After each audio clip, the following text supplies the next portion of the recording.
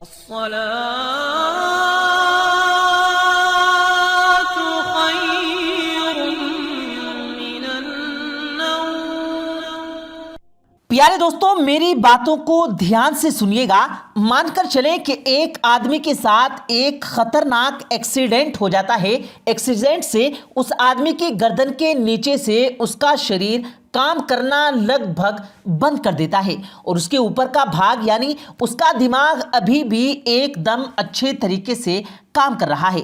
अब एक सवाल का जवाब दीजिए कि उस आदमी का दिमाग ट्रांसप्लांट करके किसी और के शरीर में जोड़ा जा सकता है? ये एक ऐसा सवाल है जो लंबे समय से दुनिया भर के वैज्ञानिकों के दिमाग को परेशान करके रखा हुआ है और उनका मानना है कि जब किसी आदमी का लिवर ट्रांसप्लांट हो सकता है, हार्ट ट्रांसप्लांट हो सकता है, स्किन ट्रांसप्लांट हो सकता है, हेयर ट्रांसप्लांट हो सकते हैं, तो फिर किसी का दिमाग क्यों ट्रांसप्लांट नहीं हो सकता? शरीर के बाकी अंगों की तरह किसी इंसान के दिमाग को ट्रांसप्लांट करके किसी और के शरीर से क्यों नहीं जोड़ा जा सकता? इसी बात को सोचते हुए साल 1900 के दौरान ब्रिटिश वैज्ञानिक ने एक अलग नस्ल के कुत्ते की खोपड़ी को अलग करके दूसरे नस्ल के कुत्तों के साथ जोड़ दिया। वैज्ञानिकों को इस बात का पूरा भरोसा था कि जैसे ही सर्जरी पूरी होगी कुत्ता होश में आ जाएगा, लेकिन अफसोस ऑपरेशन के लगभग एक हफ्ते बाद भी कुत्ता होश में नहीं आया और पता चला कि उस कुत्ते की मौत वाकई हो चुकी है। इसके बाद लगभग साल 1960 के दौरान बंदर के साथ ऐसा ही किया गया। इस बार वैज्ञानिकों को थोड़ी सफलता मिली और हुआ यह कि खोपड़ी को अलग करके किसी दूसरे बंदर के शरीर के साथ जोड़ने के बाद बंदर होश में भी आ गया, लेकिन अफसोस के बंदर का शरीर का कोई भी अंग काम नहीं कर रहा था और लगभग 9 दिनों बाद बंदर की मौत हो गई। जिसके बाद लगातार इस विषय पर दुनिया भर के वैज्ञानिक शोध करते रहे कि आखिर किस तरह करके किसी इंसान की खोपड़ी ट्रांसप्लांट की जा सकती है। अब जो आगे मैं आपको बताने जा रहा हूं उससे सुनने के बाद आप कहेंगे क्या ऐसे भी एक्सपेरिमेंट्स वैज्ञानिकों ने किए हैं? लगभग 80 साल का वक्त निकल चुका था, जिसके बाद साल 1982 में न्यूयॉर्क सिटी के माउंट सेनिया मेडिकल कॉलेज में एक डॉक्टर ने चूहे के ब्रेन को ट्रांसप्लांट करने की कोशिश की। डॉक्टर ने कई घंटे लगातार मेहनत करने के बाद उस ऑपरेशन को सक्सेसफुल कर दिया और हैरानी की बात तो यह है कि चूहा बिल्कुल सही सलामत था और उसका पूरा अंग एकदम ठीक तरीके से काम कर रहा था। जिसके बाद 6 जून 1998 पिट्सबर्ग सेंट्रल सर्जन ने वर्ल्ड का सबसे पहला ट्रांसप्लांट किया, जिसमें उन्होंने दिमाग के एक सेल को ट्रांसप्लांट किया था। यानी डॉक्टर ज्यादा बड़ा रिस्क नहीं लेना चाहते थे, इसलिए पूरे दिमाग को ट्रांसप्लांट करने की जगह दिमाग के एक छोटे से हिस्से को ट्रांसप्लांट किया गया। ट्रांसप्लांट तो ठीक ठाक हो गया, लेकिन अफसोस के सर्जरी के दौरान किसी गलती की वजह से एक 62 साल की महिला के दोनों पैर पैरालाइजिस हो गए। यह घटना 2013 की है, जब एक न्यूरॉन सर्जन से यह बात पूछी थी कि जिस तरह से शरीर के लीवर निकलकर ट्रांसप्लांट किया जा सकता है, क्या उसी तरह एक खोपड़ी को निकाल कर दूसरी खोपड़ी में नहीं डाल सकते क्या? तो सवाल के जवाब में सर्जन ने कहा था कि इस तरह के ऑपरेशन फ्यूचर में जरूर होंगे, लेकिन अभी हमारे पास ऐसी टेक्नोलॉजी और साइंस डेवलप नहीं हुई है कि हम ऐसे ऑपरेशन कर सके।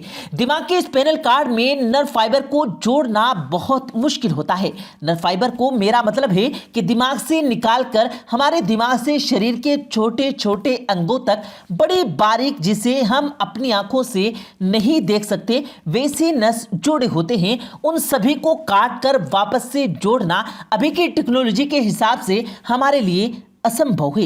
इसलिए उन्होंने कहा कि स्पाइनल को मतलब कि रीढ़ की हड्डी की चोट इतनी नुकसानदायक होती है कि अगर दिमाग को ट्रांसप्लांट करने में सफल भी हो जाए तो स्पाइनल कार्ड में लगने वाली चोट की वजह से लोग जिंदा नहीं रहते हैं, क्योंकि दिमाग को शरीर से संपर्क बनाने के लिए रीढ़ की हड्डी अहम पार्ट निभाती है।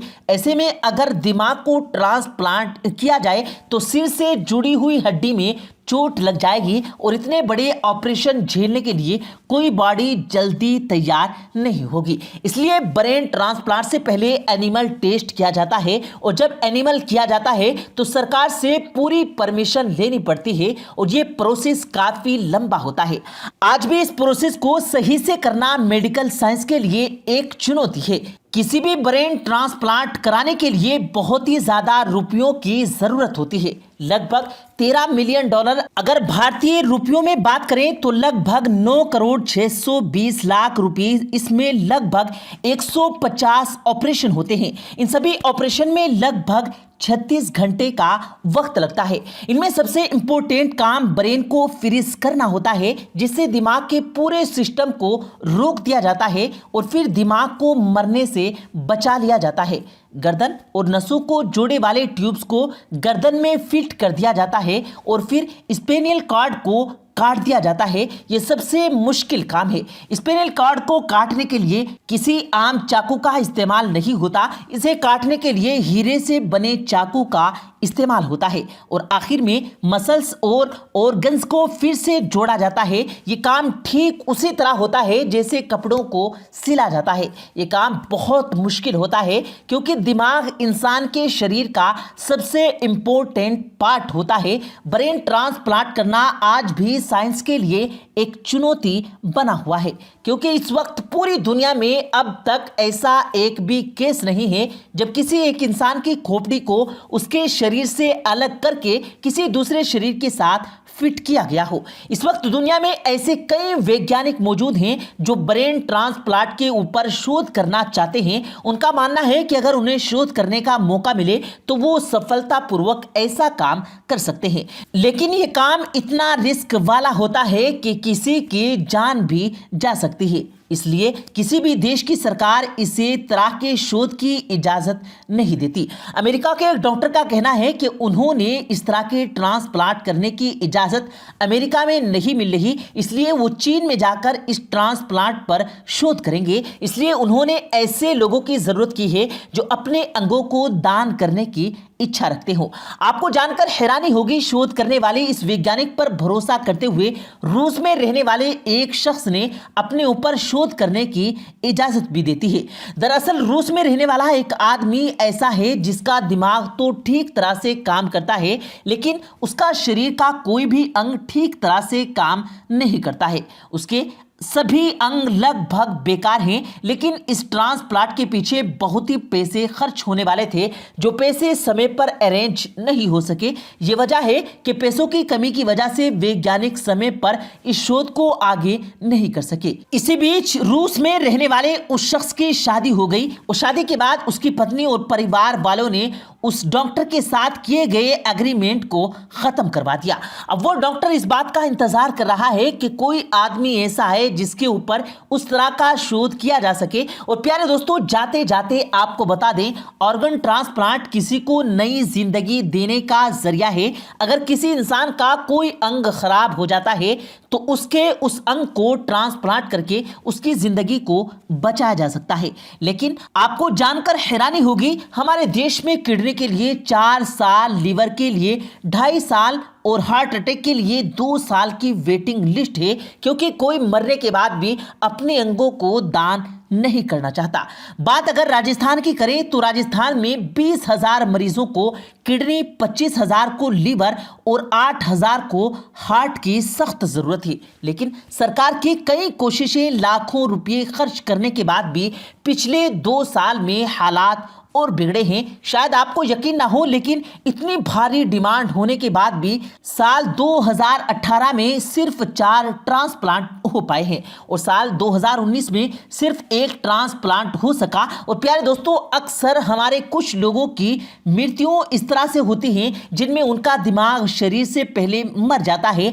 ऐसे इंसान के अंग जैसे कि किडनी, हार्ट और लीवर जैसे अंग किसी दूसरे इंसान को नया जीवन दे सकते हैं। आपको जानकर हैरानी होगी, देश में प्रति 10 लाख पर सिर्फ 30 और राजस्थान में प्रति 20 लाख पर महज 1 डोनर ही मिल पाता है।